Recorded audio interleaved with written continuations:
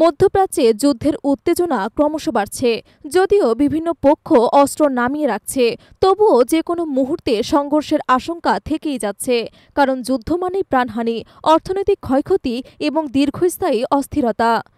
তাই তুলনামূলক কম খরচে প্রতিপক্ষকে মোকাবিলার কৌশল নিয়ে গবেষণায় ব্যস্ত যুক্তরাষ্ট্র, এমনকি ইসরায়েল সহ একাধিক দেশ।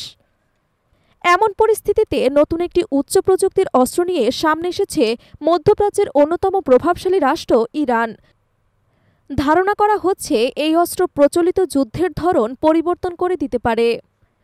ইরানি গণমাধ্যম প্রেস টিভির প্রতিবেদন অনুযায়ী লেজার প্রযুক্তির ক্ষেত্রে ইরান উল্লেখযোগ্য অগ্রগতি অর্জন করেছে। কয়েক দশক ধরে দেশটি এ প্রযুক্তিতে ব্যাপক কর্মসূচি পরিচালনা করে আসছে। এর আওতায় gas laser, semiconductor laser সহ বিভিন্ন ধরনের প্রযুক্তিভিত্তিক অস্ত্র তৈরি করেছে তেহরান। এসব লেজার সিস্টেম অত্যন্ত নিখুঁতভাবে লক্ষ্যবস্তুকে আঘাত আনতে সক্ষম এবং সব ধরনের আবহাওয়া এবং ভৌগোলিক পরিবেশে কার্যকর। 2020 সালের ডিসেম্বরে ইরান সফলভাবে 10 কিলোওয়াট ক্ষমতাসম্পন্ন লেজার অস্ত্রের পরীক্ষামূলক প্রয়োগ করে। এতে দেশটি বিশ্বের শীর্ষ লেজার প্রযুক্তির দেশগুলোর মধ্যে একটি হিসেবে নিজেদের অবস্থান নিশ্চিত করে। 2024 সালের নভেম্বরে ইরানে অনুষ্ঠিত পঞ্চম লেজার, ফর্টনিক্স এবং কোয়ান্টাম প্রযুক্তি প্রদর্শনীতে লেজার প্রযুক্তিতে 3টি নতুন সাফল্য অর্জনের ঘোষণা দেওয়া হয়। আন্তর্জাতিক মানসম্পন্ন CMT-500D CSR এমিটার প্রযুক্তি তাদের সাফল্যের একটি অংশ।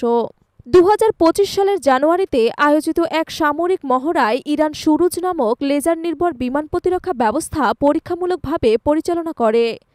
এটি যুক্তরাষ্ট্র ও ইসরায়েলের আকাশপথে সম্ভাব্য হামলা প্রতিরোধে কার্যকর ভূমিকা রাখতে সক্ষম। যদিও যুক্তরাষ্ট্র, ইসরায়েল এবং রাশিয়াও এই প্রযুক্তিতে সমান তালে কাজ চালিয়ে যাচ্ছে, তবুও ইরানের অর্জন অনেকের দৃষ্টি কেড়েছে।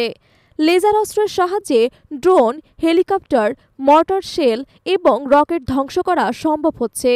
এমনকি এই প্রযুক্তি যুদ্ধবিমানে ব্যবহারের জন্য উন্নয়নাধীন। বিশ্লেষকদের মতে রাশিয়া মোতায়েনযোগ্য লেজার অস্ত্র তৈরির চেষ্টা চালিয়েই যাচ্ছে, যা একবার সফল হলে শত্রুর কৃত্রিম উপগ্রহকে অকার্যকর করে দিতে পারবে। লেজার প্রযুক্তির সবচেয়ে বড় সুবিধা হল প্রচলিত আকাশ প্রতিরক্ষা ব্যবস্থায় এক একটি ক্ষেপণাস্ত্র খরচ হতে পারে কয়েক লাখ ডলার। সেখানে লেজার অস্ত্রের ব্যবহারিক খরচ মাত্র কয়েক ডলারের মধ্যেই সীমাবদ্ধ। তাই ভবিষ্যতের যুদ্ধক্ষেত্রে লেজার অস্ত্রই হতে পারে ব্যয় সাশ্রয়ী এবং কার্যকর সমাধান।